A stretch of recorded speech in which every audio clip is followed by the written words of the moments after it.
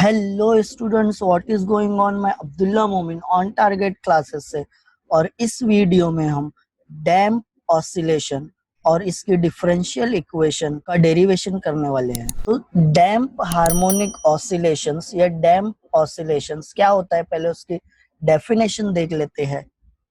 तो the oscillation of gradually decreasing amplitude with time is called damp harmonic oscillation. तो अगर एक oscillation हो रहा है और उसका एम्पलीट्यूड डिक्रीज होते जा रहा है टाइम के साथ साथ, तो वो टाइप के ऑसिलेशन को हम डैम्प ऑसिलेशन बोलते हैं। फॉर एग्जांपल, एक सिंपल पेंडुलम है, अगर वो ऑसिलेट कर रहा है तो इवेंचुअली क्या होने वाला है, वो स्टॉप होने वाला है। और एम्पलीट्यूड क्या होगा सिंपल पेंडुलम का, डिक्रीज होते जाएगा। और वो किसकी वजह से डिक्रीज हो रहा है, एयर रेजिस्टेंस की वजह से। और जो फिक्स किए हैं स्ट्रिंग को हम सपोर्ट पे, वहां पे फ्रिक्शन है उसकी वजह से। तो ये एक सिंपल पेंडुलम है, ये ऑसिलेट कर रहा है।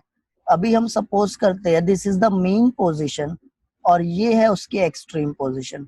अभी ये पेंडुलम मीन पोजीशन से लेफ्ट साइड में 5 सेंटीमीटर तक ट्रेवल करता है और फिर रिटर्न जाता है, तो हम बोलेंगे इसका एम्पलीट्यूड है 5 सेंटीमीटर। अब जैसे जैसे टाइम बढ़ते जाएगा, जैसे जैसे टाइम इंक्रीज हो रहा है, ये अब क्या होगा, 4 सेंटीमीटर से आके रिटर्न जाएगा, फिर 3 सेंटीमीटर से आके रिटर्न जाएगा, फिर 2 सेंटीमीटर से आके रिटर्न जाएगा। और ऐसे after a sufficient amount of time, कुछ टाइम के बाद ये स्टॉप होने वाला है। तो ये टाइप के ऑसिलेशन को हम डैम्प ऑसिलेशन बोलते हैं, जिसमें एम्पलीट्यूड डिक्रीज होते जाएगा। ये क्यों डिक्रीज हो रहा है, एयर रेजिस्टेंस की वजह से। एयर इस पे क्या कर रही है, विस्कस फोर्स अप्लाई कर रही है, जिसकी वजह से इसका मोशन कम होते जा रहा है या इसका एम्पलीट्यूड डिक्रीज होते है। और यहाँ पे क्या किए, हम टाई किए, यहाँ पे कुछ फ्रिक्शन रहेगा, तो ये फ्रिक्शन की वजह से भी क्या हो रहा है, इसका एम्पलीट्यूड डिक्रीज होते जा रहा है।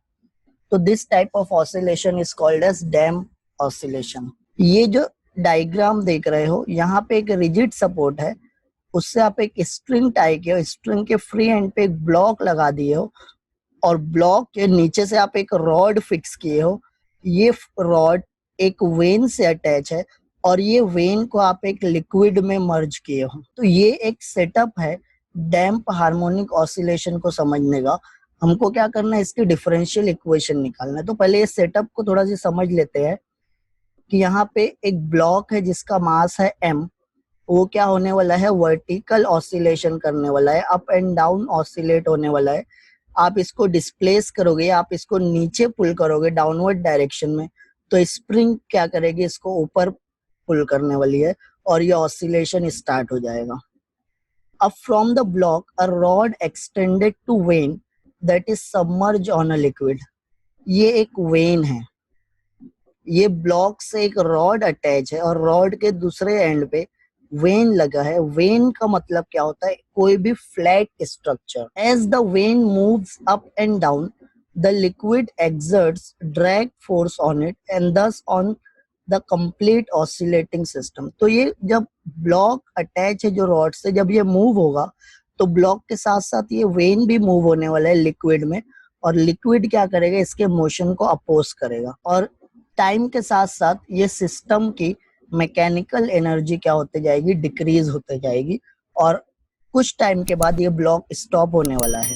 तो सबसे पहले हम यहाँ पे ये देख लेते हैं कि कितनी फोर्सेस एक्ट हो रही है ये ब्लॉक पे।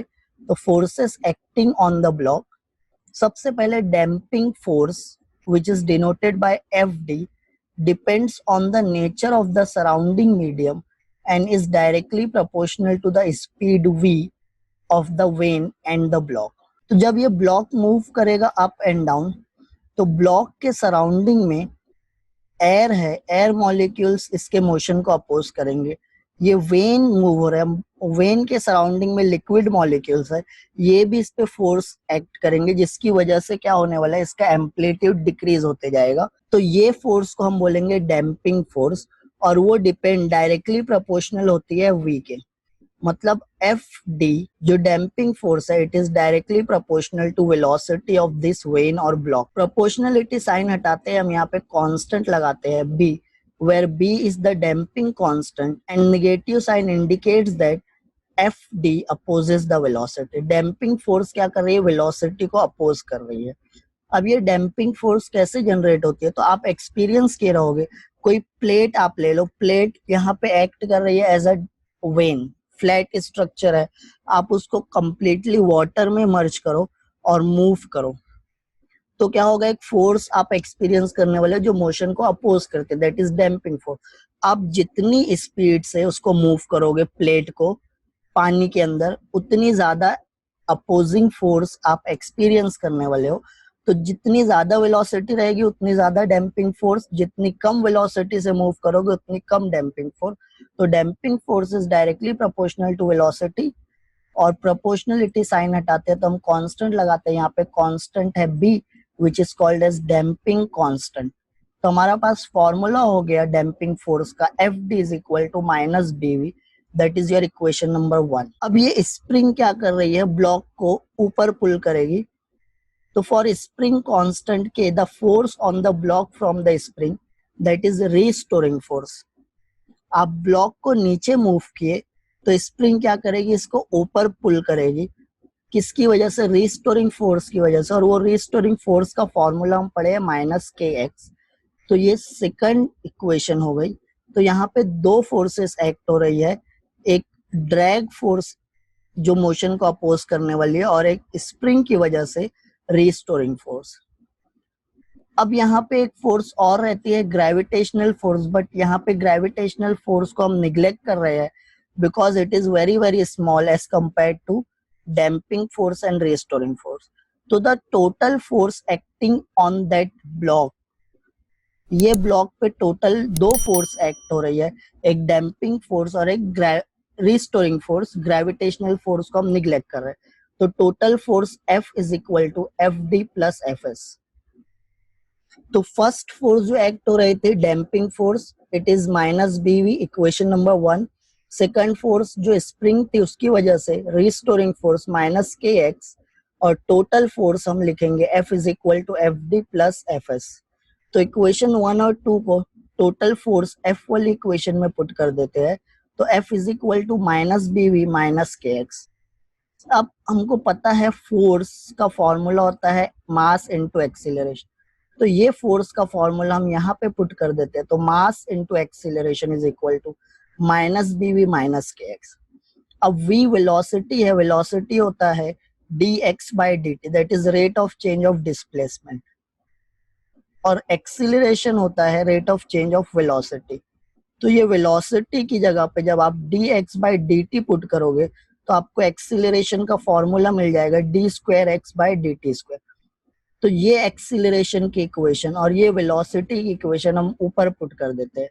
यहाँ पे a है एक्सीलरेशन, उसकी जगह पे हम d square x by d t square रखेंगे और वेलोसिटी की जगह d x by d t. तो अब हमारे पास इक्वेशन क्या हो जाएगी, मास इंटू एक्सीलरेशन। एक्सीलरेशन मतलब d square x by d t is equal to minus b ऐसे ही रहेगा, v की जगह d x by d t minus k x. ये जो माइनस टर्म है इक्वल साइन के यहाँ पे लेके जाओगे दूसरे साइड तो प्लस हो जाएगा। तो m into d square x by d t square plus b d x upon d t plus k x is equal to 0। और यही है आपकी differential equation of damp harmonic oscillation. और ये जो इक्वेशन है ये सेकंड ऑर्डर डिफरेंशियल इक्वेशन बोलेंगे। इसका सॉल्यूशन आपको दिया है x is equal to a e raise to minus b t upon 2m cos omega dash t plus 5। अब इसको सॉल्व करने के लिए आप मैथ्स में पढ़ने वाले हो डिफरेंशियल इक्वेशन, और अगर आप हायर स्टैंडर्ड में फिजिक्स लोगे तो वहां पे भी ये कैसे सॉल्व करते हैं वो देखोगे। तो ये इक्वेशन को जब आप सॉल्व करोगे तो आपको ये इक्वेशन मिल जाएगी। यहाँ पे भी आपके सिलेबस में है नहीं, आपको ये डायरेक्ट ऐसे ही लिखना है कि ये जो ऊपर डिफरेंशियल इक्वेशन दी उसको सॉल्व करने के बाद हमको x की इक्वेशन मिल जाएगी। और यहाँ पे ये जो टर्म है this is your amplitude of damp harmonic oscillation, और ओमेगा डैश क्या है, एंगुलर फ्रीक्वेंसी। अब यहाँ पे एक ग्राफ दिया है displacement against time. X axis पे टाइम है और वाई एक्सिस पे डिस्प्लेसमेंट है। ये ओरिजिन है, मेन पोजीशन है, यहाँ पे ऊपर है एक्सट्रीम पोजीशन, मीन्स प्लस ए और माइनस ए। तो ये जैसे जैसे टाइम इंक्रीज हो रहा है एम्पलीट्यूड डिक्रीज होते जा रहा है, और ये एम्पलीट्यूड कैसे डिक्रीज होगा, एक्सपोनेंशियली डिक्रीज होने वाला है। तो this is the graph of damp oscillation. Damp oscillation में टाइम के साथ साथ एम्पलीट्यूड डिक्रीज होता है, और यहाँ पे एंगुलर फ्रीक्वेंसी ओमेगा डैश क्या हो जाएगा, square root of k by m minus b upon 2m whole square. ये एंगुलर फ्रीक्वेंसी के फॉर्मूले से हम टाइम पीरियड निकाल लेंगे।